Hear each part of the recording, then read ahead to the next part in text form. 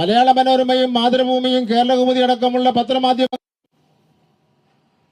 ബി.ജെ.പിയെയും കോൺഗ്രസെയും ഒക്കെ തന്നെ ഒരുപാട് ലാളിക്കുകയും പിന്തുണ പ്രഖ്യാപിക്കുകയും സ്നേഹിക്കുകയും ഒക്കെ ചെയ്യുകയും ഉള്ളതും ഇല്ലാത്തതും അടിസ്ഥാനരഹിതമായിട്ടുള്ള കാര്യങ്ങൾ നമുക്കെതിരായി പറയുകയും ചെയ്യുന്ന ഒരു സ്ഥിതിവിശേഷമാണല്ലോ ഉള്ളത്. ആ പത്രമാധ്യമങ്ങൾ പോലും നാറിയിട്ട് തലസ്ഥാന നഗരിയിലൂടെ നടക്കുവാൻ കഴിയില്ല എന്നുള്ള വാർത്ത ആവർത്തിച്ച് പ്രസിദ്ധീകരിച്ചുകൊണ്ടിരിക്കുകയാണ്. ശുചീകരണ പ്രവർത്തനമാകെ തകർന്ന് തരിപ്പണമായി. ശുദ്ധജല വിതരണം കുഴപ്പത്തിലായി. മലിനജലത്തിന്റെ പ്രശ്നമുണ്ട്, വെള്ളപ്പൊക്കത്തിന്റെ പ്രശ്നമുണ്ട്. നഗരസഭയിൽ ഒരു സാധാരണക്കാരന് കടന്നു ചെല്ലുവാൻ കഴിയാത്ത സാഹചര്യമുണ്ട്. ഒരു സർട്ടിഫിക്കറ്റ് വാങ്ങാൻ കഴിയാത്ത സാഹചര്യം നിലനിൽക്കുന്നു. അങ്ങനെ നഗരഭരണമാകെ തന്നെ തകരാറിലാണ്. പാവപ്പെട്ടവന് ലൈഫ് പദ്ധതിയിൽ കൊടുക്കേണ്ട വീട് അത് സ്തംഭനാവസ്ഥയിലാണ്. പെൻഷൻ വിതരണം ചെയ്യുന്നതിന് വേണ്ടി കഴിയുന്നില്ല. ഇതെല്ലാം നഗരഭരണത്തിൽ ഇന്ന് ഉണ്ടായിരിക്കുന്ന ഏറ്റവും പ്രധാനപ്പെട്ട പ്രശ്നങ്ങളാണ്. ഞങ്ങൾ അതുകൊണ്ട് പറയുന്നത്, ഈ ഗവൺമെന്റ് എത്രയും പെട്ടെന്ന് ഇടപെടണം.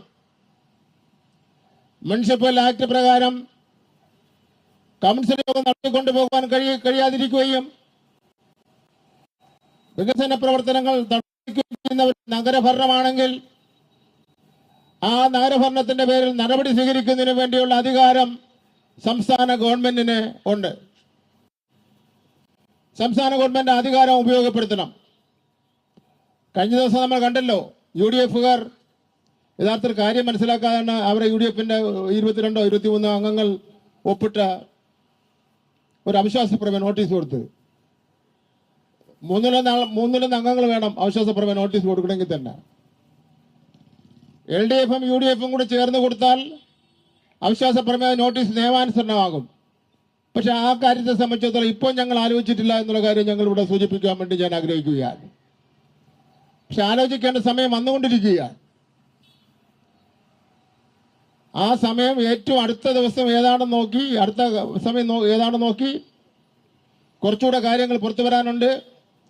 അതിന്റെ അടിസ്ഥാനത്തിൽ കാര്യങ്ങൾ ഞങ്ങൾ തീരുമാനിക്കും. ഒരു കാര്യം ഉറപ്പാണ്, ബി.ജെ.പിയുടെ നേതാക്കന്മാർ പറയുന്നത് പോലെയും ബി.ജെ.പിയുടെ മേയറും കൂട്ടാളികളും പറയുന്നത് പോലെയും എല്ലാ കാലത്തും നിങ്ങൾക്ക് ആ മേയറുടെ കസേരയിൽ ഇരിക്കാൻ വേണ്ടി കഴിയില്ല എന്നുള്ള കാര്യം ഞാൻ ആഗ്രഹിക്കുകയാണ്. നിങ്ങൾക്ക് ആ ചരിത്രം നോക്കിയാൽ അറിയാം. നിങ്ങളുടെ കൗൺസിൽ ഹാളിൽ മേയറായിരുന്നോടെ എല്ലാവരുടെയും ഫോട്ടോയുണ്ട്. അതിൽ ഒരു സ്ഥലത്തും ബി.ജെ.പിയുടെയും RSSന്റെയും മേയർമാരുടെ ഫോട്ടോ ഇല്ല. 5 വർഷം തികഞ്ഞ മേയറുടെ ഒരു ഫോട്ടോയായി നിങ്ങളുടെ ഫോട്ടോ കൗൺസിൽ ഹാളിൽ വയ്ക്കുവാനുള്ള സാധ്യത ഇല്ല എന്നുള്ള കാര്യം ഞാനിവിടെ സൂചിപ്പിക്കുവാൻ വേണ്ടി ഞാൻ ആഗ്രഹിക്കുകയാണ്. ഞങ്ങളിത് വെറുതെ കൊണ്ട് പ്രഖ്യാപിച്ചിട്ട് പോകുന്നില്ല. നിങ്ങൾ ജനാധിപത്യപരമായ മര്യാദ ഭരണം നടത്തുന്നെങ്കിൽ നിങ്ങൾ ബി.ജെ.പി ആണെങ്കിലും ഞങ്ങൾ അംഗീകരിക്കുന്നതിന് വേണ്ടി തയ്യാറാണ്. അഹങ്കാരവും ധിക്കാരവും കാണിച്ച് വെല്ലുവിളിച്ചുകൊണ്ട് നടന്നാൽ അതിനപ്പുറം അഹങ്കാരവും ധിക്കാരവും കാണിച്ച് വെല്ലുവിളിക്കാൻ വേണ്ടി ശേഷിയുള്ള പ്രസ്ഥാനം തന്നെയാണ് communist party of India, Marxist എന്നുള്ള വിവരം ഞാൻ സൂചിപ്പിക്കാൻ വേണ്ടി ഞാൻ ആഗ്രഹിക്കുകയാണ്. നിങ്ങളെ പറ്റി നാട്ടിൽ രാജ്യത്തൊക്കെ നടക്കുന്ന വർത്തമാനം എന്താ? കാട്ടുകള്ളന്മാരല്ലേ RSSകാരന്മാർ. അവര് അയോധ്യ ക്ഷേത്രം പറഞ്ഞുകൊണ്ടല്ലേ ഈ രാജ്യത്താകെ തെരഞ്ഞെടുപ്പ് നടന്നത്?